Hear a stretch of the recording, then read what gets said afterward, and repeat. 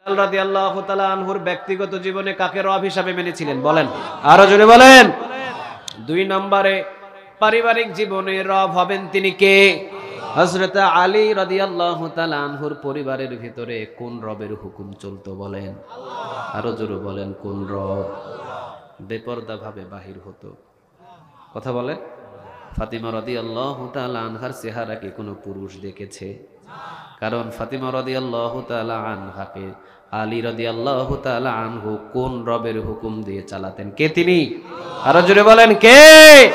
তাহলে আপনি কোন রবের হুকুম দিয়ে আপনার পরিবার চালান যে হোন্ডার পিছনে মশারির মতো পাতলা শাড়ি দিয়ে নিয়ে ঘুরেন? কোন রবের হুকুম দিয়ে আপনার পরিবারকে চালাচ্ছেন আপনি? সালোয়ার কামিজ পরে মার্কেটে যায়। তাহলে 1 নম্বরে ব্যক্তিগত জীবনে রব হবেন কে? তিনি বলেন।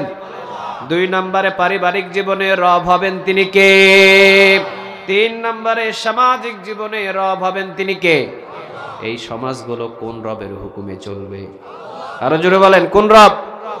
4 নম্বরে অর্থনৈতিক জীবনে রব হবেন তিনি কে? মানে আমি যদি ব্যবসা করি, ব্যবসা থেকে কখনো হালাল ছাড়া হারাম কোনো ইনকাম আমার ঘরের ভিতরে প্রবেশ করতে পারে? সুদ খাওয়া যাবে, ঘুষ খাওয়া যাবে, চুরি করা যাবে? তাহলে যেখান থেকে আপনার ইনকাম হচ্ছে দেখতে হবে ইনকামটা আমার রবের হুকুম মতো হচ্ছে কিনা, ঠিক না ঠিক? 4 নম্বরে গেল অর্থনৈতিক জীবনের রব কে হবেন বলেন। 5 নম্বরে আন্তর্জাতিক জীবনে রব হবেন তিনি কে? আমাকে যদি ইউএস আমেরিকায় নিয়ে যাওয়া হয় সেখানেও আমি চিৎকার দিয়ে পড়ব লা ইলাহা ইল্লাল্লাহু মুহাম্মাদুর রাসূলুল্লাহ সাল্লাল্লাহু।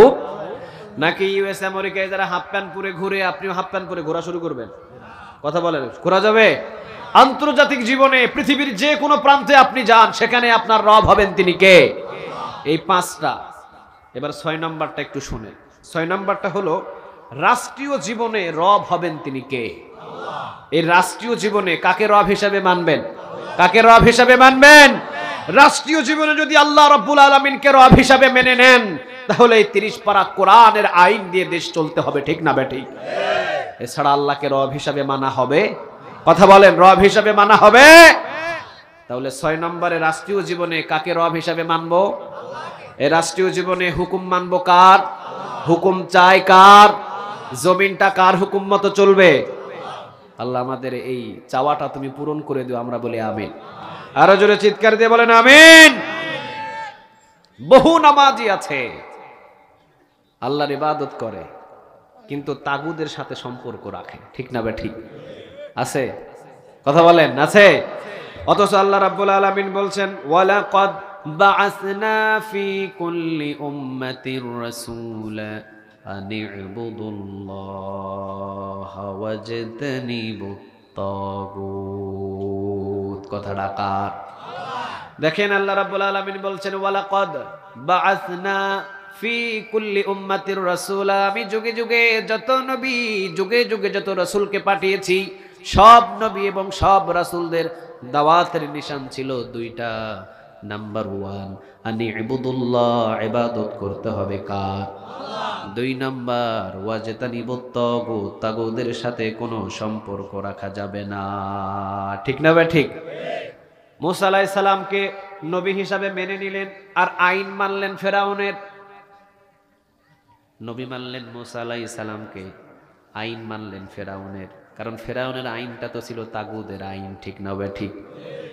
ইব্রাহিম আলাইহিস সালামকে নবী হিসাবে মেনে নিলেন, আইন মানলেন গিয়ে নমরুদের। মুহাম্মদ সাল্লাল্লাহু আলাইহি ওয়াসাল্লামকে নবী হিসাবে মেনে নিলেন, আইন মানলেন আবু জেহেলের। আজকে সমাজের ভিতরেও দেখা যায় মসজিদে গিয়ে আল্লাহু আকবার বলে সেজদা দেয়, মসজিদ থেকে বাহির হয়ে আবার ওই কালমাস্টের আইন মানে, ঠিক না ঠিক? মসজিদে গিয়ে আসরের নামাজে আজান দিয়ে নামাজটা ঠিকঠাক মতো আল্লাহর ইবাদত করে আবার মসজিদ থেকে বাহির হয়ে এসেই বাস হিন্দু বলেন, খ্রিস্টান বলেন, নাস্তিক বলেন, যে আইনটা মানায় ওই আইনটাকেই সাপোর্ট করে। কথা কন না কেন? আপনার তো প্রয়োজন ছিল আনি ইবুদুল্লাহ, ইবাদত হবে কার? মসজিদের ভিতরেও চার ইবাদত, মসজিদ থেকে বাহির হয়েও শুধু ইবাদত হবে কার? কিন্তু আপনি মসজিদের ভিতরে ইবাদত করলেন, আল্লাহর মসজিদ থেকে বাহির হয়ে আপনি মোদির সাথে সম্পর্ক, আপনার ডোনাল্ড ট্রাম্পের সাথে সম্পর্ক, আপনার কালমাস্টের সাথে সম্পর্ক।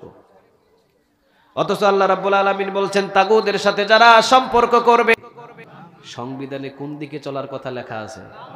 আমি বললাম যেই বেড়া সংবিধানে বাম দিকে চলার কথা লিখেছে সে নিশ্চয় তাগুত ছিল। কথা কন না কেন?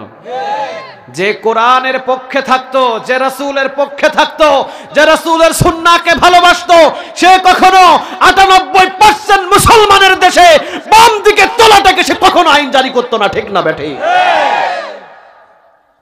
এবার সে বলছে আমি এত কিছু বুঝি না, আপনাকে বাম দিকেই চলতে হবে। আমি বলছি না, আমি বাম দিকে চলে আমি বাম হাতে আমলনামা নিতে পারবো না, আমাকে ডান দিকে চলতে হবে। ডান দিকে চলে আমি ডান হাতে আমলনামা নিতে চাই, আমি রাসূলের সুন্নাহ আদায় করতে চাই।